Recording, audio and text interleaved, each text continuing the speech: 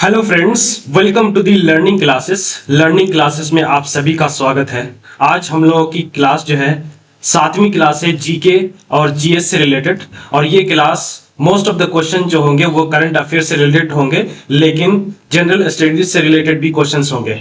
ये जो क्लास हो रही है आप लोगों की जीएस 40 क्वेश्चंस जो आते हैं उसका सोल्यूशन है। और जो करंट अफेयर्स होगा वो स्पीडी करंट अफेयर्स से रिलेटेड होगा। स्पीडी बहुत ही इंपॉर्टेंट मैगजीन है जिसमें हर महीने हर दिन के जो ना करंट अफेयर्स दिए होते हैं और करंट अफेयर्स हम लोग डिस्कस करेंगे। जितने भी करंट अफेयर्स जो है ना स्पीडी जनरल या मैगजीन में जो है उसको हम लोग डिस्कस करते रहेंगे class by classes. Please notebook लेकर के बैठें क्योंकि इंपॉर्टेंट इंफॉर्मेशन आपको नोट डाउन करने हैं। दोस्तों, बिना किसी देरी के क्लास की शुरुआत करते हैं। ये आप लोगों के लिए है। प्लीज चैनल को सब्सक्राइब कर लीजिए, वीडियो को लाइक जरूर कीजिए, शेयर जरूर कीजिए और बेल आइकन को प्रेस जरूर कीजिए क्योंकि बेल आइकन को प्रेस करने से अगली क्लास की नोटिफिकेशन सबसे पहले आप तक पहुंचती है। तो दोस्तों, क्लास की शुरुआत करते हैं और देखते हैं आज का पहला क्वेश्चन। आज का पहला क्वेश्चन ये है कि who won the Ostrava Golden Spike 2025 javelin throw title with a throw of 85.29 metre. अच्छा, ये पूछा जा रहा है कि Ostrava Golden Spike 2025 javelin throw title जो है, ये टाइटल नाम है जैवलिन फेंकने के लिए। जैवलिन जो होता है भाला फेंकने के लिए जो एक टाइटल होता है वो उसका नाम है Ostrava Golden Spike 2025। Ostrava Golden spike ये नाम है जैवलिन थ्रो टाइटल का। तो जो भी जैवलिन थ्रो में जीतता है उसको ये टाइटल दिया जाता है Ostrava Golden spike. Ostrava Golden spike ये जैवलिन थ्रो के लिए होता है। ये याद जरूर कीजिए, जैवलिन में दिया जाता है, ये जरूर याद रखिए क्योंकि पूछा जा सकता है कि ओस्ट्रावा गोल्डन स्पाइक किस स्पोर्ट्स में दिया जाता है, तो जैवलिन में दिया जाता है, जैवलिन में दिया जाता है। तो दोस्तों, क्वेश्चन ये है कि वो कौन सा शख्स है जिसे ओस्ट्रावा गोल्डन स्पाइक जो टाइटल है वो दिया गया था जैवलिन थ्रो के लिए। और वो जैवलिन कितने मीटर का थ्रो किया था, मतलब फेंका था 85.29 मीटर। 85.29 मीटर्स किसको दिया गया था? Max Denning, Neeraj Chopra, Julian Weber, Jakub Vadlejch. तो दोस्तों, ओस्ट्रावा गोल्डन स्पाइक 2025 का जो टाइटल है वो नीरज चोपड़ा को दिया गया था। वो 85.2 मीटर्स जो ना भाला फेंके थे। इस वजह से B is the correct option. B is the correct option क्योंकि जो ना नीरज चोपड़ा ने 85.29 मीटर भाला फेंक करके Ostrava Golden Spike javelin throw title जीता था। दोस्तों, आगे बढ़ते हैं, अगला क्वेश्चन देखते हैं। अगला क्वेश्चन है 5th addition of Khelo India university games 2024। जो खेलो इंडिया यूनिवर्सिटी गेम्स 2024 है, 2024 का जो खेलो इंडिया यूनिवर्सिटी गेम है, गेम का जो 5वां एडिशन है वो नवंबर में होने वाला है, 2025 को होने वाला है। और किस स्टेट में होगा ये क्वेश्चन है। अच्छा, खेलो इंडिया यूनिवर्सिटी गेम्स 2024 ये नवंबर में होने वाला है, नवंबर में होगा। और इसका जो 5th एडिशन है वो नवंबर में होगा। लेकिन सवाल ये है कि किस स्टेट में होगा? बिहार में होगा, उड़ीसा में होगा, राजस्थान में होगा या यूपी में होगा? दोस्तों, जो खेलो इंडिया यूनिवर्सिटी गेम्स का जो 5वां एडिशन है वो नवंबर में राजस्थान में होने वाला है। इस वजह से राजस्थान, सी इज दी करेक्ट ऑप्शन। आगे बढ़ते हैं दोस्तों, अगला क्वेश्चन देखते हैं। How many medals one by India at the Asian पारा बैडमिंटन चैंपियनशिप? जो एशियन पारा बैडमिंटन चैंपियनशिप 2025 हुआ है उसमें इंडिया ने कितने मेडल जीते हैं? इंडिया ने कितने मेडल जीते हैं? 21, 25, 26, 27। दोस्तों, एशियन पारा बैडमिंटन चैंपियनशिप 2025 में इंडिया ने 27 मेडल जीते हैं। इस वजह से D is the correct option. D is the correct option क्योंकि इंडिया ने 27 मेडल जीते हैं दी एशियन पारा बैडमिंटन चैंपियनशिप 2025 में। दोस्तों, आगे बढ़ते हैं, अगला क्वेश्चन देखते हैं। Which of the following photoelectric devices is the most suitable for digital application? निम्नलिखित में से कौन सा फोटो इलेक्ट्रिक उपकरण डिजिटल अनुप्रयोगों के लिए सबसे उपयुक्त है? Photovoltaic cell, photo emissive cell जिसे हम फोटो ना उत्सर्जक सेल कहते हैं, photodiode, more than one of the above, none of the above. तो दोस्तों, जो निम्नलिखित में से जो फोटो इलेक्ट्रिक उपकरण डिजिटल अनुप्रयोग के लिए सबसे उपयुक्त है वो फोटोवोल्टिक सेल है, फोटोवोल्टिक सेल है, इस वजह से a is the correct option, a is the correct option, क्योंकि इलेक्ट्रिक डिवाइसेस में से जो मोस्ट सुटेबल डिजिटल एप्लीकेशन है वो फोटोवोल्टिक सेल है, फोटोवोल्टिक सेल है, फोटोवोल्टिक सेल है। दोस्तों आगे बढ़ते हैं, अगला क्वेश्चन देखते हैं। हु डिफीटेड, किसने हराया मैग्नस चार्लसन को नॉर्वे चेस 2025, नॉर्वे में जो चेस 2025 हुआ था, नॉर्वे चेस 2025 में मैग्नस चार्लसन मशहूर जो है ना चेस प्लेयर है, उसे किसने हराया था? D Gukesh, Anand Viswanathan, Nakamura Hikaru, Caruana Fabiano, किसने हराया था? दोस्तों मैग्नस चार्लसन को नॉर्वे चेस में डी गुकेश ने हराया था, इस वजह से a is the correct option, a is the correct option, क्योंकि डी गुकेश ने मैग्नस चार्लसन को नॉर्वे चेस 2025 में हरा दिया था। दोस्तों इस वजह से a is the correct option. आगे बढ़ते हैं दोस्तों, अगला क्वेश्चन देखते हैं। Which of the following gases is used to force the ripening of fruits?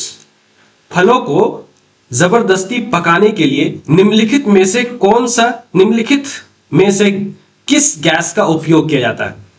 अच्छा, इनमें से किस गैस का उपयोग फलों को जबरदस्ती पकाने के लिए यूज किया जाता है? Ethane, ethylene, methylene, more than one of the above, उपयुक्त में से एक से अधिक, नन ऑफ द अबव, उपयुक्त में से कोई नहीं। तो दोस्तों फलों को जबरदस्ती पकाने के लिए जो गैस यूज किया जाता है वो एथिलीन का यूज होता है, इस वजह से B is the correct option, B is the correct option, क्योंकि एथिलीन को जो है ना यूज किया जाता है फलों को जबरदस्ती पकाने के लिए। दोस्तों आगे बढ़ते हैं, अगला क्वेश्चन देखते हैं। Who defeated Magnus Carlsen in Norway Chess 2025? ये क्वेश्चन हमने ऑलरेडी कर लिया। ये मैग्नस चार्लसन को नॉर्वे चेस में 2025, नॉर्वे चेस 2025 जो हुआ था उसमें मैग्नस चार्लसन को डी गुकेश ने हरा दिया था, इस वजह से a is the correct option. चलते हैं अगला क्वेश्चन देखते हैं दोस्तों। द एडिबल पार्ट ऑफ लीचीज, लीची का खाद्य भाग, यानी लीची का जो खाए जाने वाला पार्ट है वो कौन सा है? एरिल है, थैलेमस, सीड कोट, बीज coat, more than one of the above, none of the above, उपयुक्त में से एक से अधिक या उपयुक्त में से कोई नहीं। तो लीची का जो दोस्तों तीन पार्ट होता है, एक तो ऊपर का छिलका होता है, फिर जो ना खाने वाला एडिबल पार्ट होता है, फिर होता है बीज, फिर बीज होता है।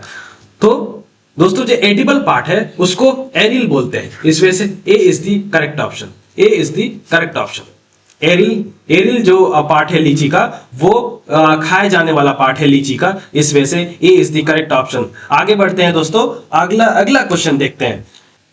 Who was the governor general during the revolt of 1857? 1857 का जो गदर हुआ था, इंडियन इंडिपेंडेंस पहला वार इसे माना जाता है, उस वक्त जनरल गवर्नर या गवर्नर जनरल जो अंग्रेज की तरफ से था वो कौन था? Lord Irwin, Lord Ripon, Lord Dalhousie, Lord Canning. तो दोस्तों रिवोल्ट ऑफ 1857, 1857 का जो गदर था उस वक्त जो गवर्नर जनरल था वो लॉर्ड कैनिंग था, इस वजह से D is the correct option, D is the correct option, क्योंकि लॉर्ड कैनिंग ही गवर्नर जनरल थे रिवोल्ट ऑफ 1857 के गदर के दौरान। दोस्तों आगे बढ़ते हैं, अगला क्वेश्चन देखते हैं।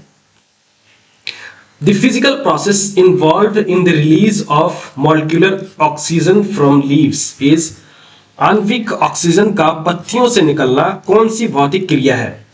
डिफ्यूजन, ट्रांसपायरेशन, ऑस्मोसिस और more than one of the above, none of the above. अगर इसको जो है ना हिंदी में देखें तो विसरण, वाष्पोत्सर्जन, परासरण, उपयुक्त में से एक से अधिक, उपयुक्त में से कोई नहीं। तो दोस्तों आणविक ऑक्सीजन का पत्तियों से निकलने का जो भौतिक क्रिया होता है वो डिफ्यूजन होता है, विसरण होता है, इस वजह से a is the correct option, a is the correct option, क्योंकि विसरण ही जो है ना आणविक ऑक्सीजन का पत्तियों से निकलने का भौतिक क्रिया है। दोस्तों आगे बढ़ते हैं, अगला क्वेश्चन देखते हैं। Who wrote the book the first Indian war of independence 1857? ये 1857 है, 1857 टू 59। अच्छा, who wrote the book the first Indian war of independence 1857 to 59? ये जो किताब है first Indian war of independence, ये किसने लिखा है? कार्ल मार्क्स ने, V D Savarkar, Veer Damodar Savarkar, RC Majumdar, या फिर पीसी जोशी। दोस्तों the first Indian war of independence 1857 to 59, ये जो किताब है वो कार्ल मार्क्स ने लिखा था, इस वजह से a is the correct option. A is the correct option क्योंकि कार्ल मार्क्स ने ही the first Indian war of independence 1857 जो बुक है उसको लिखा था। 1857 को जो बुक लिखा था कार्ल मार्क्स ने, उसका नाम the first Indian war of independence है। दोस्तों आगे बढ़ते हैं, अगला क्वेश्चन देखते हैं। The process of finding the relative location of genes on a chromosome is called, किसी गुणसूत्र पर जीनों की अपेक्षिक स्थिति ज्ञात करने की प्रक्रिया कहलाती है। अपेक्षिक जो ना स्थिति ज्ञात करने का जो प्रक्रिया है वो जीन मैपिंग होता है। जीनोम वॉकिंग भी नहीं होता है, जीनोम का चलन ये नहीं है, ये गलत है। और क्रोमोसोम वॉकिंग, गुणसूत्र का चलन, ये भी गलत है, बी भी गलत हो जाएगा। Gene mapping, C is the correct option. Gene मानचित्रण ही जो है ना ये प्रोसेस है of finding the relative location of genes on a chromosome जो अपेक्षिक स्थिति है किसी गुणसूत्र पर जीनों की जो अपेक्षिक स्थिति है, ज्ञात करने की जो प्रक्रिया है वो जीन मानचित्रण है। दोस्तों आगे बढ़ते हैं, अगला क्वेश्चन देखते हैं। Who wrote the book The Indian War of Independence? एक तो है The First Indian War of Independence 1857 to 59, वो कार्ल मार्क्स ने लिखा था, कार्ल मार्क्स की बुक है, ये कार्ल मार्क्स ने लिखा था। लेकिन ये जो बुक है ये The Indian War of Independence है, इसे किसने लिखा था? कार्ल मार्क्स ने नहीं, आरसी मजूमदार ने नहीं, डी पीसी जोशी ने नहीं, बल्कि वीर दामोदर सावरकर ने लिखी थी the Indian war of independence. Veer Damodar Savarkar ने लिखी थी। दोस्तों आगे बढ़ते हैं, अगला क्वेश्चन देखते हैं। In which year was NGT national green tribunal for protection of environment and forest established by the government of India? Bharat सरकार द्वारा पर्यावरण और वन की सुरक्षा के लिए किस वर्ष एनजीटी नेशनल ग्रीन ट्रिब्यूनल की स्थापना की गई थी? भारत सरकार के द्वारा पर्यावरण और वन की सुरक्षा के लिए किस वर्ष एनजीटी नेशनल ग्रीन ट्रिब्यूनल की स्थापना की गई थी? 2010 में, 2011 में, 2012 में, उपयुक्त में से एक से अधिक या उपयुक्त में से कोई नहीं। तो दोस्तों जो एनजीटी नेशनल ग्रीन ट्रिब्यूनल की जो स्थापना की गई थी गवर्नमेंट ऑफ इंडिया के द्वारा वो 2010 को की गई थी। इस वजह से a is the correct option. 2010 में ही एनजीटी का स्थापना हुआ था। दोस्तों आगे बढ़ते हैं, अगला क्वेश्चन देखते हैं। Which of the following reforms acts was supported by Raja Ram Mohan Roy? Raja Ram Mohan Roy ने इनमें से कौन से एक्ट्स या रिफॉर्म्स का सपोर्ट किया था? और ये सपोर्ट जो है ना अंग्रेज की तरफ से आया था। ये Ilbert bill, widow remarriage act, prohibition of sati and female infanticide. Sati प्रथा जो होता था पहले के पति मर जाने के बाद पति के साथ पत्नी को भी जला दिया जाना, ये जो रस्म था, ये सती प्रथा था, इसको खत्म करने का यानी उसको रोकथाम के लिए जो बिल आया था, रिफॉर्म्स आया था वो अंग्रेजों की तरफ से। तो दोस्तों राजा राम मोहन ने सी ऑप्शन जो prohibition of sati and female infanticide, जो सती प्रथा का जो रस्म था उसको रोकथाम के लिए जो रिफॉर्म्स एक्ट आया था अंग्रेजों की तरफ से, उसका सपोर्ट किया था। इस वजह से c is the correct option. तो ए भी नहीं है, बी भी नहीं है, डी भी नहीं है, सी इज द करेक्ट ऑप्शन। क्योंकि राजा राम मोहन ने जो जिस समाज का स्थापना किया था वो ब्राह्मो समाज, ये याद रखिए, ब्राह्मो सभा का आयोजन किया था इसी चीज को रोकथाम के लिए, सती प्रथा को रोकथाम के लिए, इस चीज को याद रखिए। दोस्तों आगे बढ़ते हैं, अगला क्वेश्चन देखते हैं। Which city of India started first underwater metro? Kochi नहीं, विशाखापट्टनम नहीं, बेंगलुरु नहीं। भारत के किस शहर ने सबसे पहले पानी के नीचे मेट्रो की शुरुआत की थी? कोची भी नहीं है, विशाखापट्टनम भी नहीं, बेंगलुरु भी नहीं। ए बी सी गलत हो तो डी भी गलत हो जाएगा, इस वजह से E is the correct option. दो फर्स्ट अंडर वाटर जो मेट्रो की शुरुआत की गई थी वो भारत के कोलकाता शहर में हुआ था, कोलकाता शहर में इस्तेमाल होता, तो कोलकाता ऑप्शन में नहीं है, इस वजह से E is the correct option. आगे बढ़ते हैं, अगला क्वेश्चन देखते हैं। Who was proclaimed as शहनशाहे Hindustan emperor of India during the revolt of 1857? 1857 के गदर के वक्त जो है ना कोई एक शख्स था जिसे शहनशाहे हिंदुस्तान जो है ना ऐलान कर दिया गया था कि हमारा शहनशाहे हिंदुस्तान यही है, एम्परर ऑफ इंडिया है। तो दोस्तों वो कौन शख्स था? सैयद अहमद खान, महात्मा गांधी, बहादुर शाह जफर, बख्त खान। तो दोस्तों शहंशाह हिंदुस्तान, एम्परर ऑफ इंडिया, 1857 के गदर के वक्त जो ऐलान किया गया था कि हमारा शहंशाह हिंदुस्तान है वो बहादुर शाह जफर है। इस वजह से c is the correct option, c is the correct option, क्योंकि बहादुर शाह जफर को ही शहंशाह हिंदुस्तान माना गया था ड्यूरिंग द रिवोल्ट ऑफ 1857, 1857 के गदर के वक्त। दोस्तों आगे बढ़ते हैं, अगला क्वेश्चन देखते हैं। Under India's G20 presidency where was the tourism working group meeting held? Bharat की G20 अध्यक्षता में पर्यटन कार्य समूह की बैठक कहां हुई थी? पर्यटन कार्य समूह की बैठक G20 की अध्यक्षता में पर्यटन कार्य समूह की जो बैठक हुई थी वो कहां पे हुई थी? पटना, श्रीनगर जम्मू एंड कश्मीर, रामनगर उत्तराखंड, उपयुक्त में से एक से अधिक या उपयुक्त में से कोई नहीं। तो दोस्तों G20 की अध्यक्षता में पर्यटन कार्य समूह की जो बैठक हुई थी वो श्रीनगर जम्मू कश्मीर में हुई थी। इस वजह से B is the correct option, B is the correct option, क्योंकि जम्मू एंड कश्मीर में ही जो पर्यटन कार्य समूह की बैठक हुई थी G20 अध्यक्षता के वक्त। दोस्तों आगे बढ़ते हैं, अगला क्वेश्चन देखते हैं। Who was leading the revolt of 1857 from Delhi? Delhi से 1857 का जो गदर है उसको लीड दिल्ली से कौन कौन कर रहे थे? वो बख्त Khan, Nana Sahab, Bahadur Shah Zafar, more than one of the F, none of the F. दोस्तों आप लोगों को पता है कि बहादुर शाह जफर दिल्ली में ही उनका तख्त था, तो और ये मुगल साम्राज्य का आखिरी बादशाह था। तो दिल्ली से बहादुर शाह जफर जो है ना लीड कर रहे थे और बख्त खान लीड कर रहे थे, दो लोग कर रहे थे, बख्त खान एंड बहादुर शाह जफर। जब एक से ज्यादा सही हो जाए तो डी हमारा ऑप्शन सही होगा, क्योंकि बहादुर शाह जफर और बख्त खान दिल्ली से 1857 का जो गदर था उसको लीड कर रहे थे। इस वजह से D is the correct option. आगे बढ़ते हैं, अगला क्वेश्चन देखते हैं दोस्तों। Who among the following got the silver medal in the national under 17 girls wrestling championship? इसमें से किसने राष्ट्रीय इनमें से किसने राष्ट्रीय अंडर 17 बालिका कुश्ती चैंपियनशिप में रजत पदक प्राप्त किया था? रजत पदक कहते हैं, सिल्वर मेडल, रजत पदक कहते हैं, सिल्वर मेडल जो है ना जीता था। इसमें से कौन सा है? Lisa Tomar, Nirjala, Pushpa Yadav, more than one of the above, none of the above. तो दोस्तों रजत पदक जो जिसको मिला था अंडर 17 बालिका कुश्ती चैंपियनशिप में वो था निर्जला। इस वजह से B is the correct option, B is the correct option, क्योंकि निर्जला को ही जो ना सिल्वर मेडल मिला था national under 17 girls wrestling championship में। दोस्तों आगे बढ़ते हैं, अगला क्वेश्चन देखते हैं। Who was leading the revolt of 1857 from Kanpur? Kanpur से 1857 का जो गदर था उसको कानपुर से कौन कौन लीड कर रहे थे?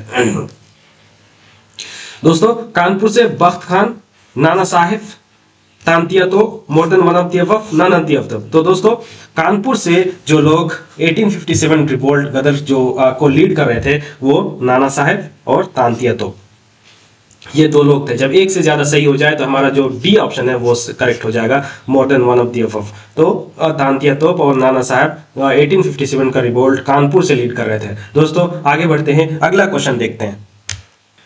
Who won the International Booker Prize 2022 for the novel Tomb of Sand? उपन्यास टॉम ऑफ सैंड के लिए अंतरराष्ट्रीय बुकर पुरस्कार 2022 किसने जीता था?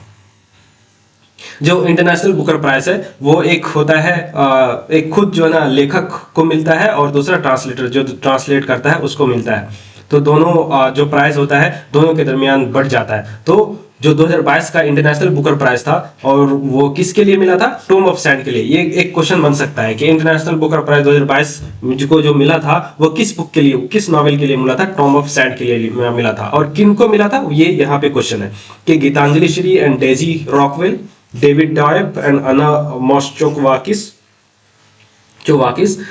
मैरिलीन Booth and Jokha al Harthi, more than one of the above, none of the above. दोस्तों 2022 में international Booker prize novel tomb of sand के लिए जो मिला था वो गीतांजलि श्री और डेजी रॉकवेल के लिए मिला था, रॉकवेल को मिला था। इस वजह से a is the correct option, a is the correct option, क्योंकि गीतांजलि श्री और डेजी रॉकवेल को ही जो है ना इंटरनेशनल बुकर प्राइज 2022 को मिला था। और किस बुक के लिए मिला था? वो टॉम ऑफ सैंड के लिए, टॉम ऑफ सैंड के लिए मिला था। दोस्तों आगे बढ़ते हैं, अगला क्वेश्चन देखते हैं।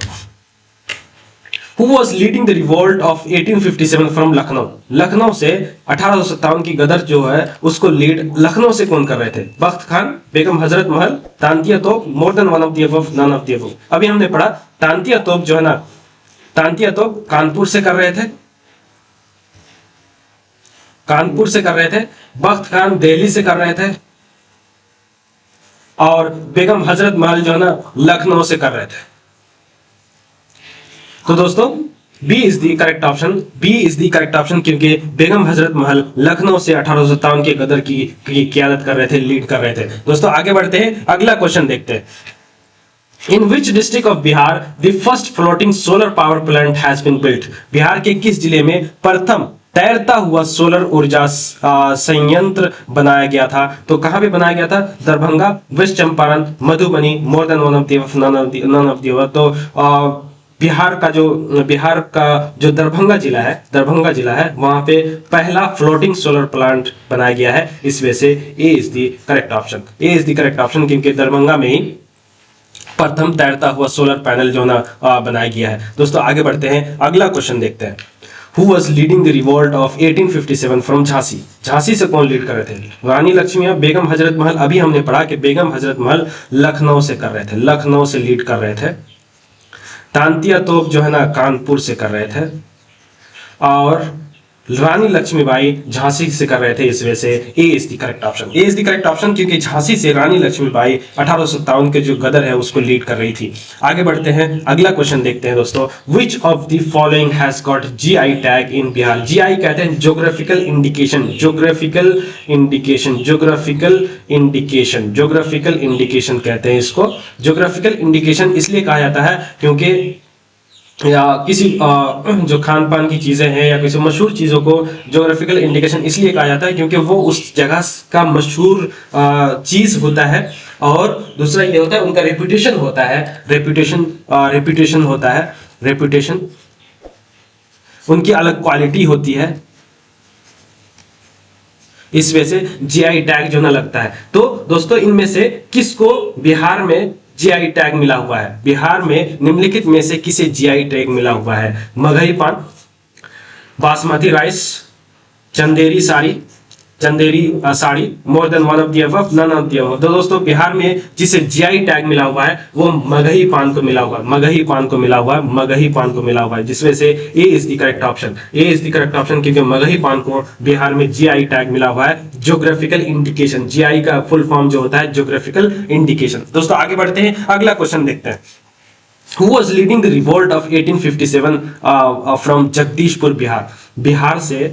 जगदीशपुर बिहार से 1857 के रिवोल्ट या गदर को कौन लीड कर रहे थे? Kunwar Singh, Amar Singh, Syed Ahmad Khan, more than one of the above, none of the above. तो दोस्तों बिहार से जो लोग लीड कर रहे थे उनमें से एक कुंवर सिंह है, दूसरा अमर सिंह है। इस वजह से दो लोग कर रहे थे, अमर सिंह एंड कुंवर सिंह, ये दोनों जगदीशपुर बिहार से लीड कर रहे थे 1857 के गदर को। तो एक से ज्यादा सही है, इस वजह से D option is the correct option, क्योंकि more than one of the above है। इस वजह से D is the correct option. Amar Singh and Kunwar Singh Jagdishpur Bihar से 1857 के रिवोल्ट को लीड कर रहे थे। आगे बढ़ते हैं दोस्तों, अगला क्वेश्चन देखते हैं। Who wrote the book causes of Indian revolt? Indian revolt 1857 के बारे में है, कॉजेस ऑफ इंडियन रिवोल्ट 1857 के बारे में है। इस बुक को किसने लिखा? Syed Ahmad Khan, PC Joshi, SN Sen, more than one of the above, none of the above. तो दोस्तों कॉजेस ऑफ इंडियन रिवोल्ट जो इंडियन गदर है, भारतीय गदर है का जो कॉजेस था, असबाब थे, सबब थे, वो जो बुक है उसे ये जो बुक है वो 1857 के गदर के रिलेटेड है। और ये बुक को किसने लिखा था? सैयद अहमद खान ने लिखा था। इस वजह से a is the correct option, a is the correct option, क्योंकि सैयद अहमद खान ने ही कॉजेस ऑफ इंडियन रिवोल्ट लिखा था। आगे बढ़ते हैं दोस्तों, अगला क्वेश्चन देखते हैं। Which state government has recently made electricity free up to 125 for all domestic consumers?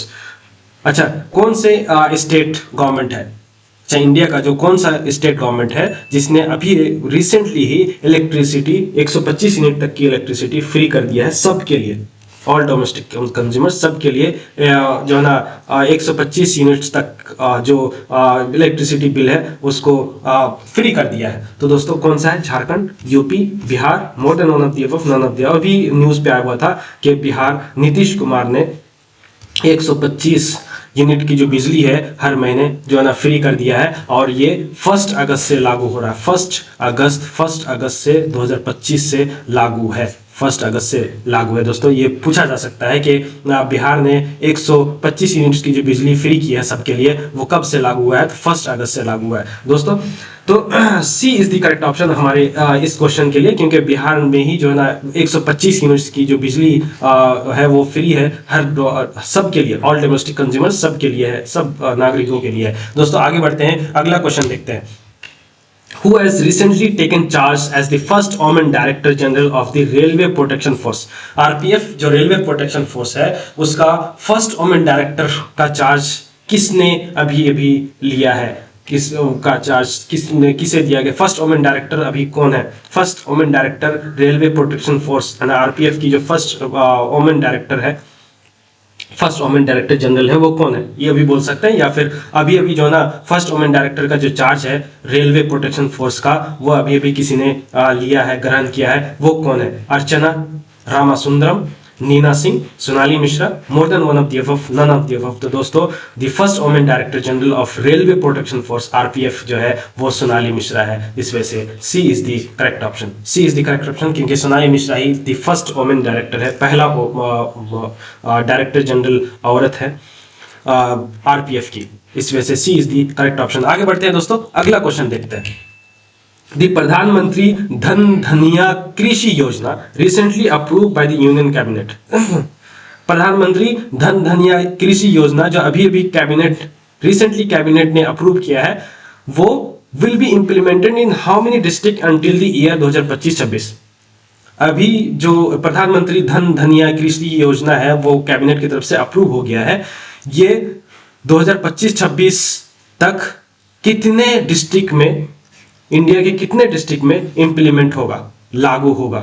कितने डिस्ट्रिक्ट में लागू होगा 2025-26 तक? 100, 50, 75, more than one of the above, none of the above. दोस्तों जो ये प्रधानमंत्री धन धनिया कृषि योजना है जो कैबिनेट से अप्रूव है, वो अभी 2025-26 साल तक, 25-26 तक जो है ना 100 जिले में इंप्लीमेंट या लागू किया जाएगा। तो इस वजह से a is the correct option. A is the correct option क्योंकि 100 डिस्ट्रिक्ट में इसको सबसे पहले लागू किया जाएगा 2025-26 में। दोस्तों आगे बढ़ते हैं, अगला क्वेश्चन देखते हैं। Who has recently become India's 87th grandmasters? India का 87वां ग्रैंड मास्टर्स अभी कौन बना है? V Praneeth, D Gukesh, ARA Hari Krishna, more than one of the above, none of the above. तो दोस्तों रिसेंटली जो इंडिया का 87वां ग्रैंड मास्टर बना है वो ARA हरि कृष्णा है। इस वजह से c is the correct option. C is the correct option क्योंकि ARA हरि कृष्णा ही 87वां ग्रैंड मास्टर है इंडिया का। दोस्तों आगे बढ़ते हैं, अगला क्वेश्चन देखते हैं। Which site of India has recently officially been included by UNESCO in its World Heritage List? अच्छा, यूनेस्को के अंदर ही वर्ल्ड हेरिटेज का लिस्ट आता है, और अभी रिसेंटली जो है ना किस साइट को, इंडिया के किस साइट को यूनेस्को ने अपने वर्ल्ड हेरिटेज लिस्ट में शामिल किया है? मॉन्यूमेंट्स ऑफ दिल्ली सल्तनत, Maratha military forts, monuments of Bahmani सल्तनत, more than one of the above, none of the above. तो रिसेंटली यूनेस्को ने रिसेंटली जो साइट को अपने वर्ल्ड हेरिटेज लिस्ट में शामिल किया है वो मराठा मिलिट्री फोर्ट्स है। इस वजह से B is the correct option. Maratha military forts है, इस वजह से B is the correct option. आगे बढ़ते हैं दोस्तों, अगला क्वेश्चन देखते हैं। Who has become the first and only Indian to be featured in the Time 100 creators list 2025? अच्छा, टाइम की जो 100 क्रिएशन लिस्ट 2025 है उनमें से फर्स्ट और ओनली इंडियन को शामिल किया गया है, वो कौन है? भुवन Bam, Ajay Nagar, CarryMinati, Prajakta Koli, more than one of the above, none of the above. अभी टाइम 100 क्रिएटर लिस्ट में जिनको शामिल किया है फर्स्ट और ओनली इंडियन, एक ही इंडियन है और फर्स्ट इंडियन है, वो कौन है? तो प्राजक्ता कोहली है। प्राजक्ता कोहली है, इस वजह से c is the correct option. आगे बढ़ते हैं दोस्तों, अगला क्वेश्चन देखते हैं। Which company has made history by becoming the world's first listed company to reach a market value of $4 trillion? अभी एक ऐसी कंपनी है जिसने हिस्ट्री क्रिएट कर दी है, क्योंकि वो बनी है दुनिया का पहला यह दुनिया की पहली लिस्टेड कंपनी जो जिसकी मार्केट वैल्यू 4 ट्रिलियन डॉलर है। ऐसी कंपनी जो वर्ल्ड की फर्स्ट लिस्टेड कंपनी है जिनकी मार्केट वैल्यू 4 ट्रिलियन डॉलर है। ऐसी कंपनी जिनकी मार्केट वैल्यू 4 ट्रिलियन डॉलर है और वो दुनिया की पहली लिस्टेड कंपनी है। दुनिया की पहली लिस्टेड कंपनी है जिसकी मार्केट वैल्यू 4 ट्रिलियन डॉलर है। इसने हिस्ट्री क्रिएट कर दी है। वो कंपनी कौन सी है? Apple, Google, Nvidia, more than one of the above, none of the above. तो दोस्तों एनवीडिया है। एनवीडिया एक ऐसी कंपनी है जिसका मार्केट वैल्यू 4 ट्रिलियन डॉलर है और वो वर्ल्ड का फर्स्ट लिस्टेड कंपनी है जिसका मार्केट वैल्यू 4 ट्रिलियन पहुंच चुका है। दोस्तों आगे बढ़ते हैं, अगला क्वेश्चन देखते हैं। Which has become the first African country to adopt India's Unified Payment Interface (UPI)? India का जो यूपीआई सिस्टम है, अफ्रीका के कौन सी कंपनी ने उसको अडॉप्ट किया है? अफ्रीका की पहली कंट्री जिसने इंडिया के यूपीआई को अडॉप्ट किया है अफ्रीकन कंट्री है।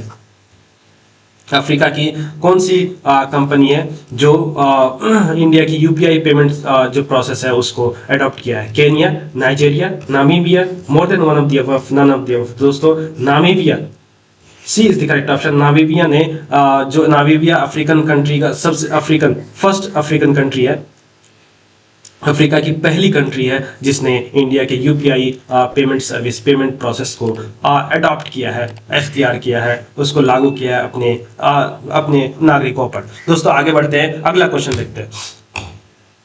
Which Sudanese Scottish writer has been awarded the PEN Pinter Prize for the year 2025? PEN Pinter Prize जो है 2025 के लिए किस सूडानी स्कॉटिश राइटर्स को दिया गया है? Zadie Smith, Leila Aboulela, Margaret Atwood, more than one of the above, none of the above. दोस्तों पेन पिंटर प्राइज 2025 के लिए जिस सुडानीज स्कॉटिश राइटर को दिया गया वो है Leila Aboulela. B is the correct option. आगे बढ़ते हैं दोस्तों, अगला क्वेश्चन देखते हैं। Which African country has recently honored Prime Minister Narendra Modi with its highest civilian award, the Order of Most Ancient Welwitschia Mirabilis? The Order of the Most Ancient Welwitschia Mirabilis एक highest civilian order है, highest civilian award है किसी एक country का, इनमें से किसी एक कंट्री का। वो कौन सी कंट्री है जिसने ये award prime minister Narendra Modi को दिया है? और वो जो कंट्री है वो अफ्रीकन कंट्री है। अफ्रीकन कंट्री है। अफ्रीका की कौन सी ऐसी कंट्री है जिसने अपनी जो हाईएस्ट सिविलियन अवार्ड है, इसका नाम है order of most ancient Welwitschia Mirabilis है, वो नरेंद्र मोदी को दिया है? South Africa, Namibia, Angola, more than one of the above, none of the above. तो दोस्तों नामीबिया का जो एक हाईएस्ट सिविलियन अवार्ड है, अपना हाईएस्ट सिविलियन अवार्ड है, उसका नाम the order of most ancient Welwitschia mirabilis है। ये याद रखिए कि नामीबिया का ये हाईएस्ट सिविलियन अवार्ड है और ये अवार्ड नामीबिया ने अभी प्राइम मिनिस्टर नरेंद्र मोदी को दिया है और नामीबिया अफ्रीकन कंट्री है। फ्रेंड्स ये हम लोगों का लास्ट क्वेश्चन था। अगली क्लास फिर से जो है ना इसी तरह के क्वेश्चंस के साथ हम लोग आएंगे और जीके जीएस की क्लास करते रहेंगे। अगली क्लास फिर उर्दू की क्लास होने वाली है। दोस्तों मिलते हैं अगली क्लास में, तब तक के लिए बहुत बहुत शुक्रिया।